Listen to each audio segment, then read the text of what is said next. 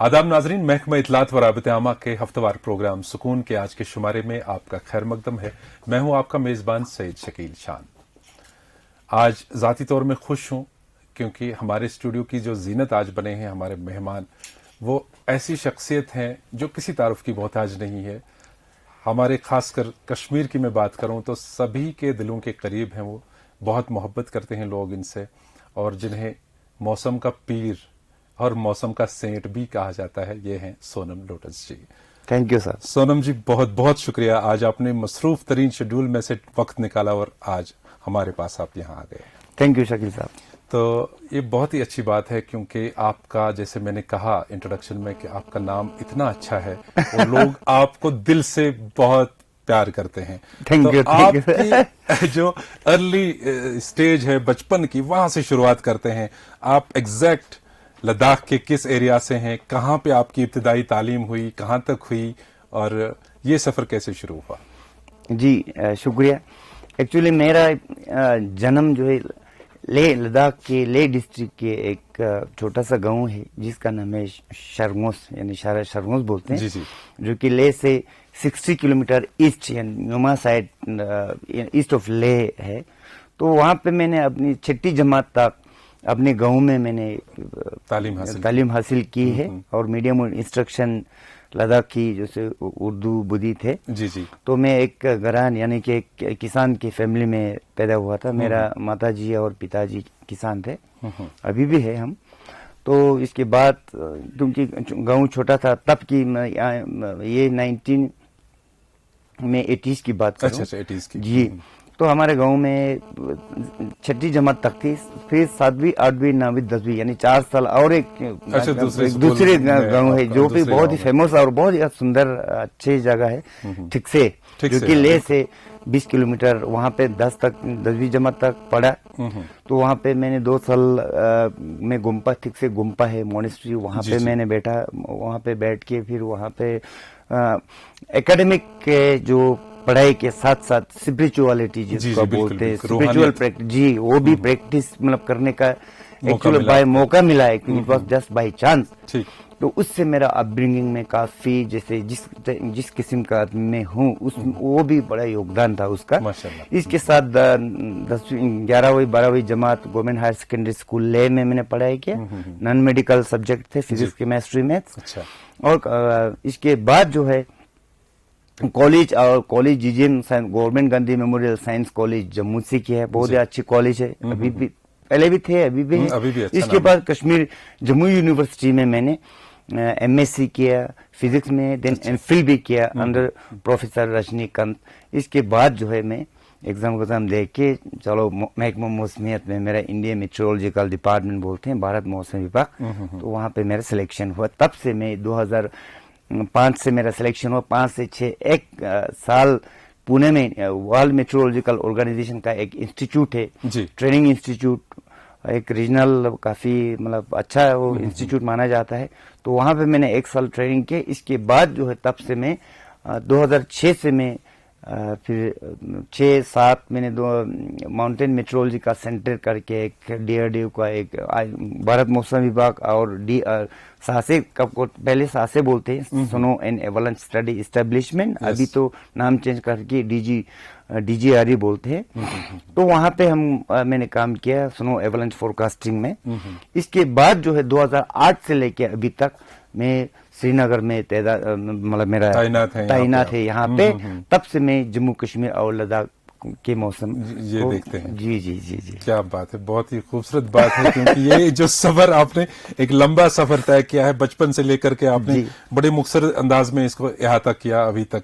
तो सोनम जी, अगर आपसे पूछा जाए ये कि सोनम लोटस जब एक छोटा बच्चा था, तो जैसे कि पेरेंट्स भी सोचते हैं और खुद बच्चा भी सोचता है, कुछ अरमान होते हैं, कुछ उमंगे आशाएं होती कि मैं ये बनूंगा वो बनूंगा, आपने क्या सोचा था? जी देखो, ये बहुत ही मेरा जर्नी रहा है, सफर बहुत ही दिलचस्प, बहुत ही इंटरेस्टिंग सफर रहा है। एंड मैं ऊपर भगवान से शुक्रगुजार हूँ। मेरा मम्मी पापा, मेरा माताजी पिताजी और जो हमारे उस्ताद असतिजा साहिबान है, उन्होंने हमें जिस हिसाब से परवरिश किया, सपोर्ट किया।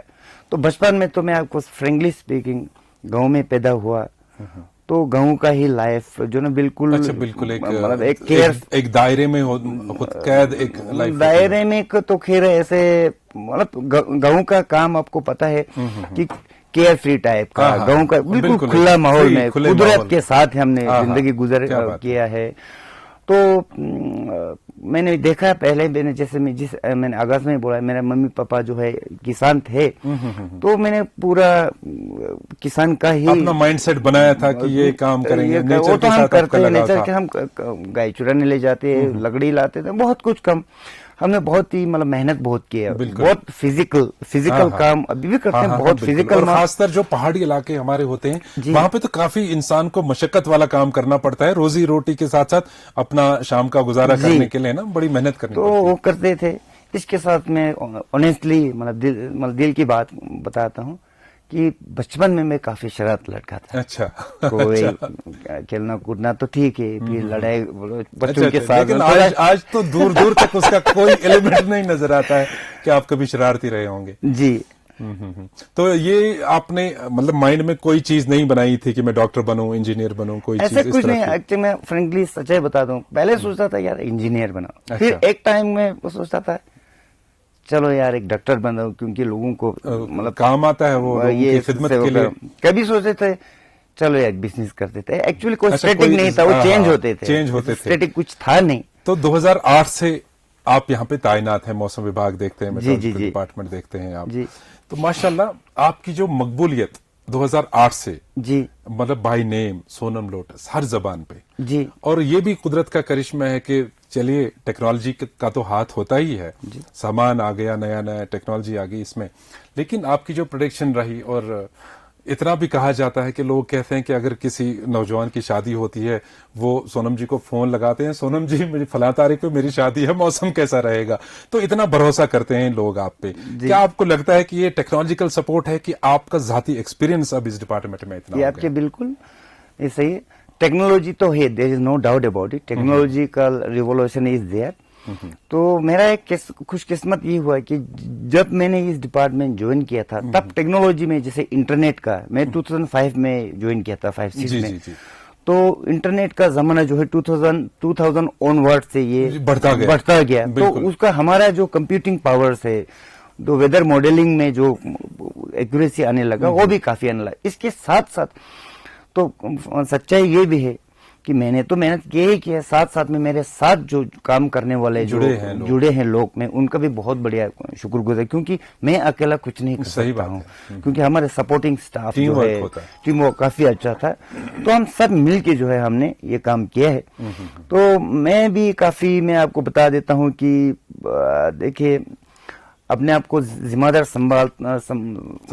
समझते हैं कि जिससे लोग अब बोलते रिलाई करते हैं, हम कोशिश करते हैं लोगों को टाइम पे बता दो और एक्यूरेट बताओ। जैसे ही एक्यूरेट होते हैं तो लोग भरोसा करते हैं। तो इसका मतलब आप पर लोग भरोसा करते हैं तो आपका जो है जिम्मेदारी और ज्यादा बढ़ जाती है। वही कहने का मकसद मेरा ये था कि टेक्नोलॉजिकल रेवोल्यूशन तो है, वो तो हर इदारे में है, हर चीज में है, जमाना ही तेज रफ्तार हो गया है। लेकिन एक चीज है कि साथ साथ जैसे हम कैमरे के सामने इस वक्त है, कैमरा मेरे लिए भी है, आपके लिए भी, लेकिन एक सिनेमेटोग्राफर, एक वीडियोग्राफर ही जानता है इसकी टेक्नोलॉजी, इसको how to use this mechanism जो इसका है। तो इस तरह से आपका जो जाती एक्सपीरियंस के साथ है, मैं ये जाती तौर, मेरे शायद नाजरीन भी इस बात से इत्तेफाक करेंगे कि आपका जो पर्सनल इसका जाती एक तजुर्बा और मुशाहिदा रहा है इन चीजों के साथ, इस टेक्नोलॉजी के साथ देखने का, तो ये भी आपका बहुत बुलंद एक तजुर्बा है। जी, एक तो तजुर्बा रहा है, और जो भी हम काम करते, मैं आपको फ्रेंकली बताता हूँ, क्योंकि जब मैं किताब कॉलेज में पढ़ता था, खास करके कॉलेज और यूनिवर्सिटी में, मैं apart from academic book, spiritual book मैंने काफी मतलब काफी पढ़ाई किया, स्टडी मतलब ऐसे पढ़ते थे, पर मैं बहुत पढ़ता था। जैसे दलाई लामा जी का बुक्स में बहुत मैंने हाईली इन्फ्लुएंस्ड, में उससे काफी इन्फ्लुएंस हुआ, कंपैशनेट जिस नेचर का हम आदमी है, मैं आपको तो उसमें काफी इनका मतलब टीचिंग्स पे और इन्फ्लुएंस है। बाकी जब आप लोगों के साथ जो काम करते हैं तो इट्स इम्पोर्टेंट कि आप दिल से दिल मिल के ही काम करें, क्योंकि आप जो मशीन के साथ तो काम करते हैं, लेकिन जब हमारा नेचर ऑफ द वर्क ऐसा है कि हमें लोगों के साथ बात करना है, लोगों को मौसम के जब बोलना है तो मशीन तो हम नहीं बताएंगे, मशीन बताएंगे, लेकिन लोगों के साथ बात करते हैं, इंटरेक्ट करते हैं, तो वी ब्लेंड इट, जो हमारा जो मैसेज है इसको ह्यूमन टच दे के फिर लोगों के साथ जब दिल से दिल जोड़ते हैं, तो ये भी एक सिर्फ weather forecast is not only about weather forecasting, तो हाउ यू डिलीवर, लोगों के साथ कैसे आप टच करते हैं, बिल्कुल, तो how to win your heart, that's equally important. यही मैं सुनना चाह रहा था, क्योंकि जब भी सोनम जी को किसी ने भी रिंग किया, कितने भी मौसमी हालात हों, और आपने किसी का कॉल इग्नोर नहीं किया, हर एक का जवाब देते हैं। आपको कोई फर्दन कोई इंडिविजुअली भी पूछना चाहे कि सोनम जी आज मौसम का, क्योंकि आपका नंबर सबके पास है मुझे लगता है कश्मीर में सबके पास है, तो आप सभी को रिस्पॉन्ड करते हैं, सभी कॉल्स को, या जितने भी इदारे हैं मीडिया के रिलेटेड, अखबार वाले, सबों को आप सुनते हैं। आप किसी इदारे को हेड करते हैं, लेकिन आप साथ साथ इस चीज का भी खास ख्याल रखते हैं कि लोगों के दिलों के करीब कैसे जाया जाए और कैसे आप इंटरेक्ट करें उसके साथ। कभी मौसमी हालात में कभी कभार शायद तजाद भी हो गए हैं जो एडवाइजरीज आ गई हैं, लेकिन मोस्टली आपकी जो जेन्युइन और एक्यूरेसी जो मौसम की प्रेडिक्शन के हवाले से होती है वो काबिल तारीफ होती है। तो हमेशा लोग चाहते हैं कि हम कोई भी प्लान करने से पहले मौसम विभाग से हालात जाने, प्रेडिक्शन क्या है, पेशन गोइयां क्या है। तो ये कब से शुरुआत आपने की, या आपके जहन में था कि हम लोगों को प्रेयर ये नोटिस दें या इसका एडवाइजरी जारी करें, ये कब से शुरू हुआ? आप देखिए, वैसे मैंने मौसम विभाग में या महकमा मौसमियात में आने का कोई पहले एक वो नहीं था। जब हम स्टडी करते थे तो इसमें जाना है, क्योंकि it was just by chance, बिल्कुल लक या बोलूं जैसे, मतलब ऐसे ही डेस्टिनेशन ऐसा ही था कि मेट्रोलॉजी करके मैंने तब सुना है, लेकिन ऐसे डिपार्टमेंट करके तब एक ऑनेस्टली स्पीकिंग, तो जब इधर आया तो फिर मैंने देखा कि इसका लोगों के जिंदगी के साथ जुड़ा हुआ है, कितना गहरा ताल्लुक है, चाहे किसान हो, चाहे एविन मैनेजर हो, जैसे हमारे यहाँ पे मवेशी पलने वाले हैं। अब हम तो ऐसे जगह में बैठे, जैसे जम्मू कश्मीर में, जैसे खास करके समर में जैसे जब मानसून होते तो जम्मू साइड में बहुत थंडरस्टॉर्म और लाइटनिंग, तेज बारिश की वजह से बहुत सारे लोगों को मतलब दिक्कतें आ जाती हैं, बहुत सारे लोगों की जाने चलते हैं। Come over to Kashmir valley, हर साल एवलांच की वजह से बहुत सारे लोगों का जाने चले जाते हैं, तेज बर्फ की ठंड की वजह से। अभी तक रिसेंटली मैं आपको बता दूं, इवन कल परसों गंदरबल में मतलब ऐसा इंसिडेंट हुआ था कि गर्मी की वजह से लोग बैठे तो अपने घर में जो है पूरा बुखारी जला के बंद करके सफोकेशन हो गया। तो ऐसा ना हो, ये सब दुख दर्द देख के लोगों को अगर प्रियोर इन्फॉर्मेशन तो ठीक है, रिलायबल होना चाहिए और टाइमली होना चाहिए। तो हमने काफी कोशिश किया, मैंने अपने हिसाब से, तो हमारा जो गवर्नमेंट, जैसे हमारा गवर्नमेंट ऑफ इंडिया का या मेरा डिपार्टमेंट का तो स्ट्रिक्ट इंस्ट्रक्शन है कि आप टाइम पे बोलिए, और लोगों को कम से कम 15 दिन पहले तो आपको जितना मैक्सिमम आप बोल सकते हैं रिलायबल इंफॉर्मेशन देना चाहिए, और हम कोशिश करते हैं देने की। कभी कभी मैं फ्रेंकली बताऊंगा, कभी कभी पेशन गोई गलत भी साबित होता है, क्योंकि ये नेचर कुदरत के साथ काम करते हैं। कभी कभी 100 में से 10% कभी गलत, लेकिन उससे भी मैं ज्यादा नेगेटिव 80% हमारा फोरकास्ट एग्जैक्ट होते हैं। उसमें से कितने लोगों के जाने चले गए ओनली भगवान जानते हैं। और मैं रिसेंटली मैं एग्जांपल बता देता हूँ, लोगों ने जैसे 22-23 अक्टूबर में इतना स्नोफॉल हुआ था, हमने टाइमली एक हफ्ता पहले लोगों को बताया, तो जिसके अवेयर करने से लोगों ने रात को लैट्रिन लेके, सोलर लैट्रिन लेके रात के 12-1 बजे तक लोगों ने काम किया। तो लोगों को इतना काफी डैमेज हो, लोगों को एडमिनिस्ट्रेशन को भी फायदा होता है, और लोग लोकल लेवल पे जो हैमलेट्स में रहते हैं, दूर दराज गांव में रहते हैं, वो भी अपने इंतजाम उस तरह से करते हैं कि ताकि हम इस खतरनाक मौसम से बचे रहें। और हम कोई इस पे we are not doing any favour, हम किसी के फेवर नहीं करते हैं, हम किसी को क्या बोलते हैं, किसी पे ऐसा नहीं करते, ये काम है, ये हमारा काम है, ये हमारा social, I am a public servant, we are public servant, हमें इसके लिए मतलब हायर किया गया है। तो हम समझते हैं ये हमारा जिम्मेवारी है, और हम कोशिश करते हैं कि जितना we are always for the people 24 hour into 7, मतलब 24 घंटे अवेलेबल रहते हैं।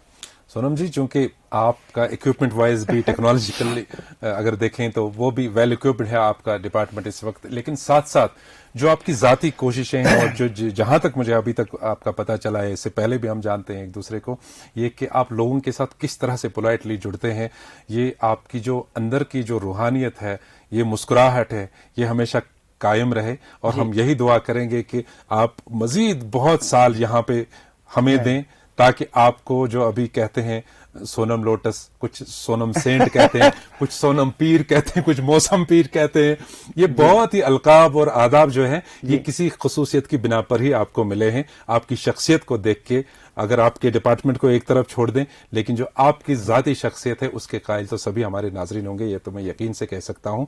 आप यहां तक आ गए, आज अपना मसरूफ वक्त निकाल के आपने हमें दिया, इसके लिए बहुत बहुत शुक्रिया। ये मुस्कुराहट यूं ही कायम रहे, ये मोहब्बत आपसे जो लोगों के साथ है वो भी कायम रहे। इन्हीं अल्फाज के साथ लेते हैं आज अपने नाजरीन से हम इजाजत, और इस वादे के साथ कि दोबारा सोनम जी हमारे इस प्रोग्राम में जरूर आएंगे और नई बातों के साथ, अच्छी दिलचस्प मालूमात के साथ। दीजिए सोनम जी और मुझे आज के एपिसोड से इजाजत। खुदा हाफिज।